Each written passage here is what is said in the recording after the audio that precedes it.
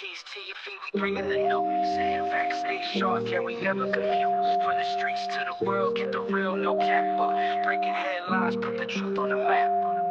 Yo, fast with the facts, we don't play no games. Reporting what's real, we ain't chasing fame. Call Peace TV, stay locked, stay tuned. If you want the real talk, we deliver it soon.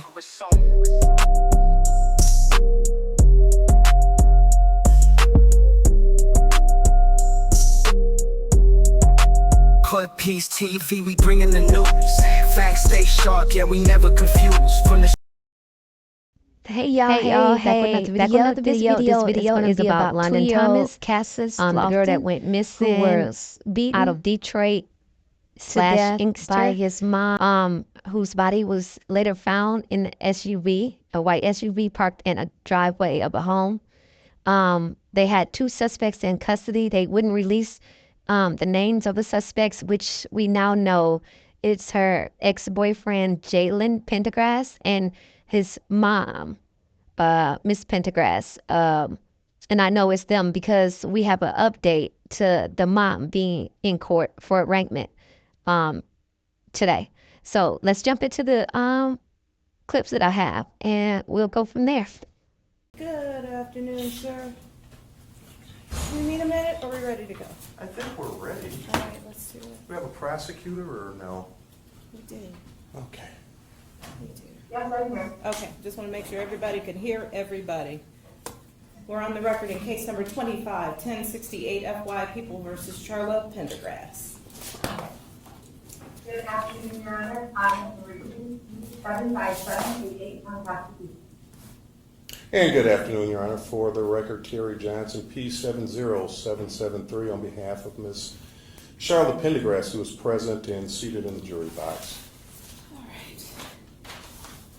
With regard to the charges, counsel, do you wish the court to read on the record what the charges are? I have not seen them, Your Honor, and if the court would like, I can approach and glance at them, or whatever the court's pleasure is. I'll read. Thank you, Your Honor. It's alleged between the dates of April 5th, 2025 and April 24th, 2025 in the city of Inkster in count 1 that the defendant is being charged with 1 count of lying to a police officer in a violent crime investigation. It's alleged that after being informed by Agent Christopher Steigel, Federal Bureau of Investigation, that the officer was conducting a criminal investigation, that the defendant did knowingly and willfully make a statement or statements to the office that she knew were false or misleading regarding the following material fact or facts relating to the investigation that London Thomas left 27262 Carlisle, Inkster, Michigan at 7 a.m. on April 5th, 2025 on foot through the front door,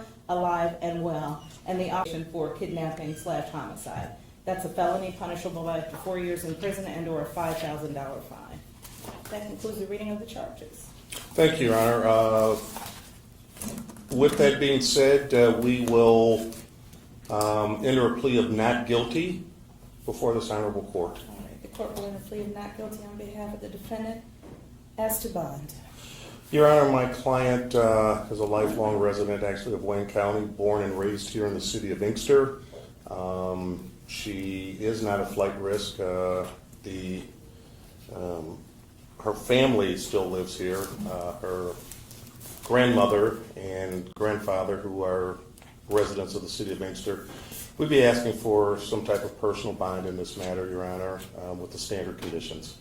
All right. On behalf of the Cash bond with the GPS header, we would be requesting no contact with the London Thomas's family nor any other witnesses in the kidnapping and or homicide investigation into the death of Morgan Thomas.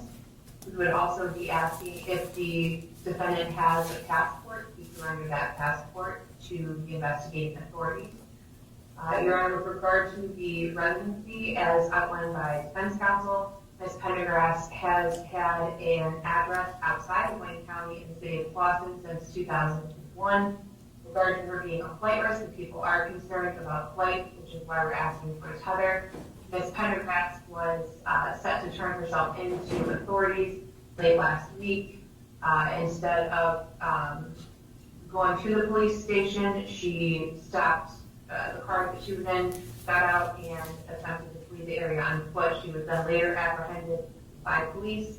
Earlier today, we were in front of Judge Knapp with regard to a motion that Mr. Johnson had filed. Mr. Johnson indicated to the court that Ms.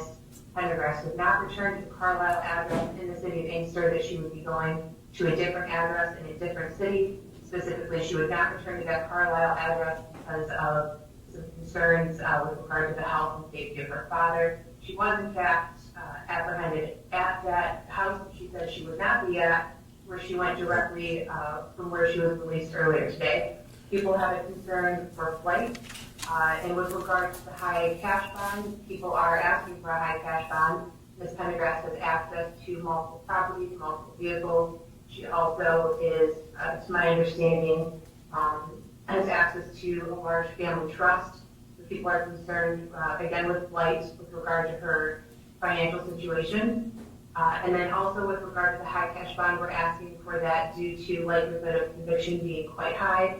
Ms. Pendergrass was interviewed, Mirandized, said what she said, and the people have very strong evidence from phone records, video, that Ms. Pendergrass did in fact lie to the police during. All right. Your Honor, just to clear one thing up, some of this is very insincere in terms of the fact of, yes, I did make a statement to the court earlier today that Judge Knapp, that Ms. Pendergrass would not return to the address on Carlisle. However, I was unaware at the time that Ms. Pendergrass had already been released from custody here in the city of Inkster. I had no communication with her.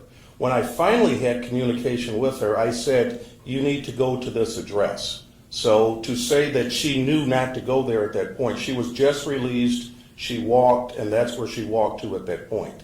So that's very insincere. Is she working? Does she have a job? Yes, I'm the caretaker for my, I'm sorry, Your Honor. I'm a caretaker for my grandparents. They need 24-hour care. Jalen and I are helping them along with a few different caregivers. Okay. So that's your primary employment? Yes. And again, Your Honor. My grandfather can't walk, and my grandmother is very sick. So. Worried about, again, as the court is aware, I did file a writ because of the people's actions of detaining my client all this time, and they still haven't come up with anything with this one charge.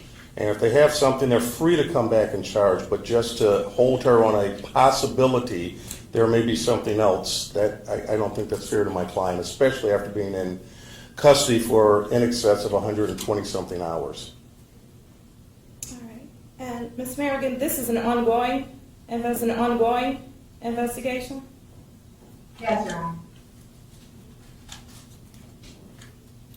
All right. The court does take note of her lifelong contact with both the city and the county.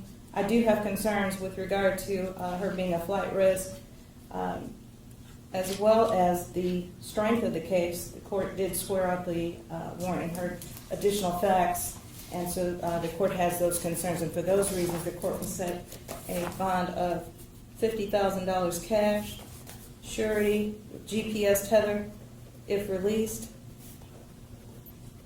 No contact of any kind with any witnesses. She's to surrender a passport if she has one. She may not leave the state of Michigan without permission of this court. She may not be in possession of any weapons or ammunition. And she's going to be living at in another city if she's released? Yes, Your Honor, and that I have provided that address to the people as well as the detective from Michigan State Police. All right. I can provide it to the court if the court would like off the record. No, as long as the parties that need it have it. Thank you, Your Honor. All right. Anything else for the record? Your Honor, PCC? We're going to do that. I guess I was asking Ms. Merrigan, did I impose the conditions that you requested? Yes. Okay, because you mentioned there was some concern about contact with witnesses? Yes. Okay. And the court did order no contact with anyone. Because I didn't name a party, so I'm going to just leave it at witnesses. So, Counsel, are you available to return for probable cause conference next Wednesday? One moment, Your Honor.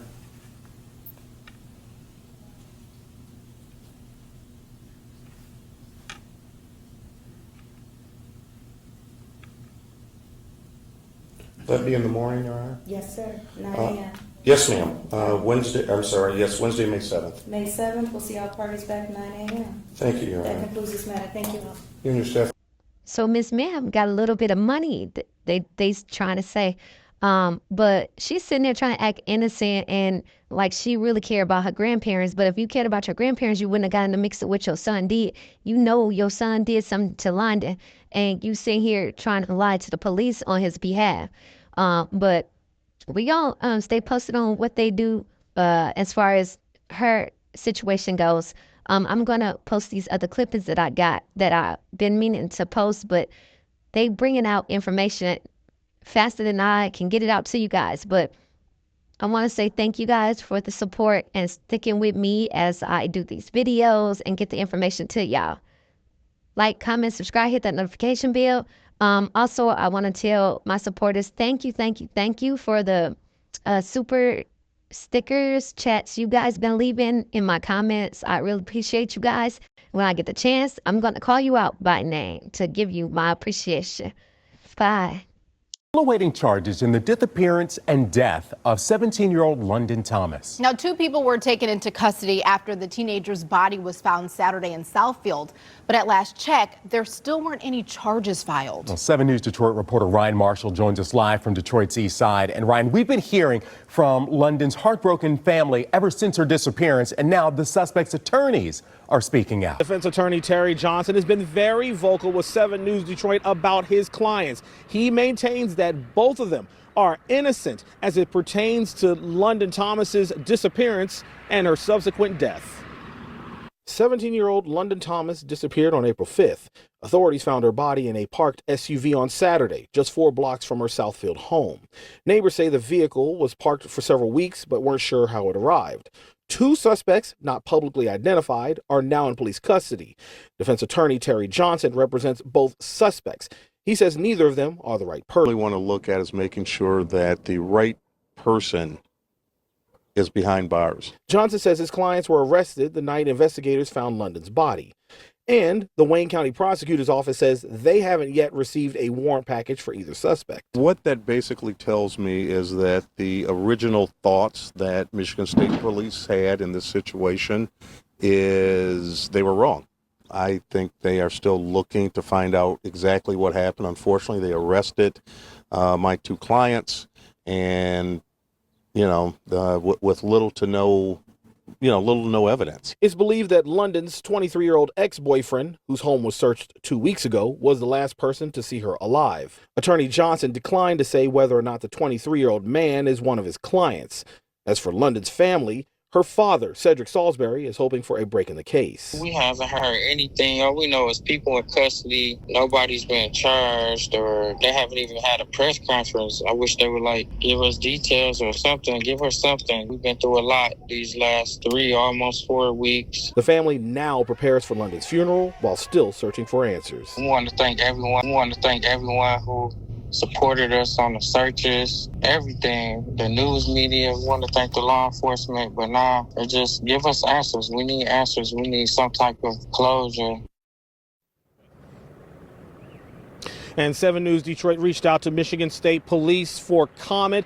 MSP says they have no additional details in this case. We're live here on Detroit's east side. I'm Ryan Marshall for 7 News Detroit this morning. We bringing the news. Facts stay sharp, yeah, we never confused. From the streets to the world, keep it real, no cap. You're breaking headlines, put the truth on the map. Call it these. VV, we bringing the news. Facts stay sharp, yeah, we never confused.